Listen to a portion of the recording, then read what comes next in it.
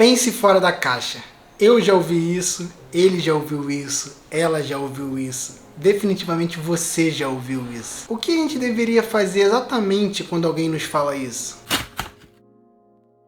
Se tem um momento que a gente não vai pensar fora da caixa, com certeza é o momento que alguém fala pra gente pensar fora da caixa. Mas apesar de parecer um comentário inútil, tem dentro dele uma sabedoria poderosa que não vai ser útil na hora que falam pra gente, mas será útil ao longo da nossa vida. Eu vou te explicar como no decorrer do vídeo. Incômodos à parte, observando com detalhe o que a pessoa está querendo dizer quando ela nos fala isso, a gente consegue perceber que é uma ideia para trocarmos o caminho, experimentarmos outra forma de encarar a situação e sair do caminho que estamos insistindo na esperança de que tenha um resultado diferente do que já está tendo.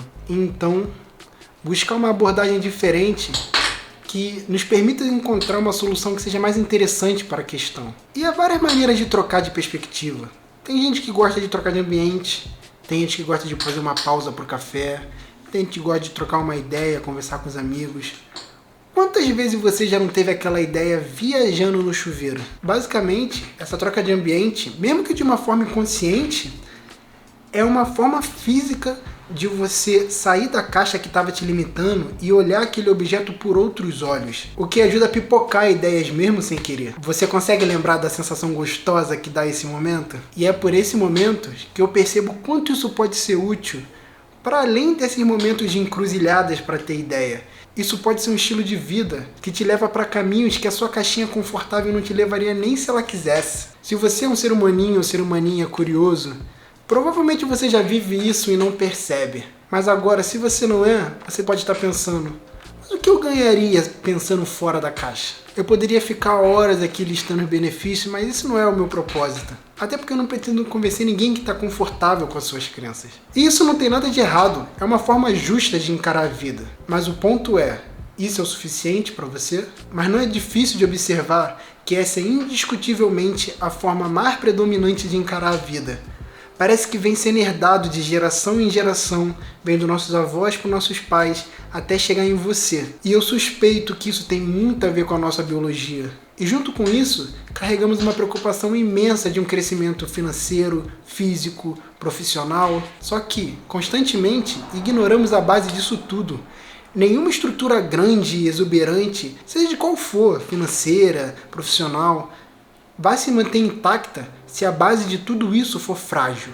E a base de tudo isso é você.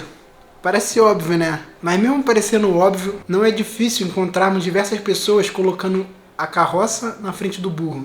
Então, a pergunta que fica para nós é: quando é que você cuida do ser que existe em você? E claro que, para cuidar de nós mesmos, primeiro a gente precisa saber o que nós somos. E com certeza essa é uma questão que a maioria de nós vai carregar por toda a vida. Mas isso é tema para outro vídeo. Agora, voltando na pergunta que eu imaginei que você poderia fazer segundos atrás, eu imagino que a forma apropriada de fazer ela não seria o que você ganha pensando fora da caixa, e sim o que você perde pensando dentro dela.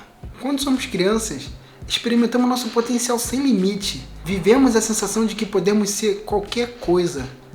Observe uma criança e veja como ela não tem barreira nem limite para agir ou falar. Chega a ser assustador e engraçado algumas vezes. Mas naturalmente o nosso processo de formação como cidadãos tem desde casa nos colocando o limite de até onde podemos ir e como podemos ir. E eu nem acho que isso seja bom ou ruim.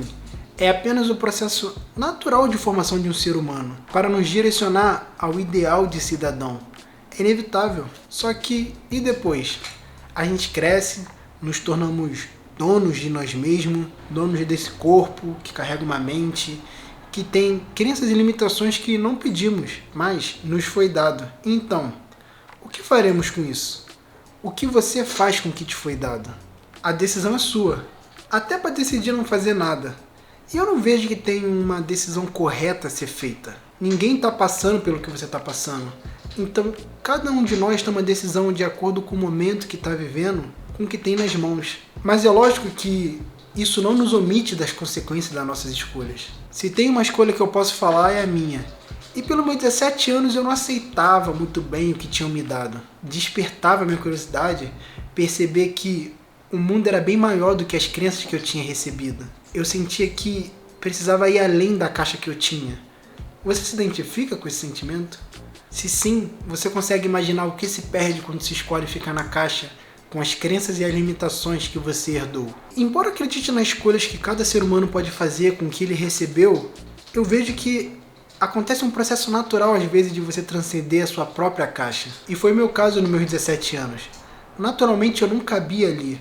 E fui forçado a buscar novas respostas e novos caminhos, e eu me movi. Como diz aquela frase que eu sempre ouvi ser do Einstein, mas eu não tenho certeza. Quando uma mente se abre a uma nova ideia, ela jamais volta ao seu tamanho original. E é aí que avançamos, ironicamente, para uma nova caixa.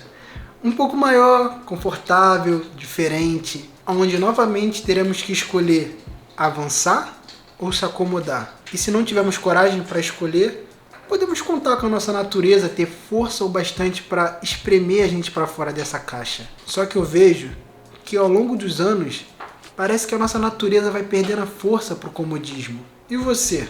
A sua natureza te tirou do conforto ou você escolheu por coragem se mover? Diz aí nos comentários, vai ser interessante saber um pouquinho da sua história. No momento que eu estou gravando esse vídeo, eu realmente acredito que a ignorância é uma bênção, mas uma bênção limitada, do tamanho ideal para o ignorante. A vida tem bênçãos muito maiores à disposição, mas ela não vem sem sacrifícios. Quem tem coragem de atravessar o vale de lágrimas e chegar do outro lado, pode conquistar essas recompensas. Se você chegou até aqui, eu sou muito grato pela sua presença. Se gosta de reflexões e conteúdo que te façam pensar, você pode esperar muito mais coisa desse tipo vindo do canal.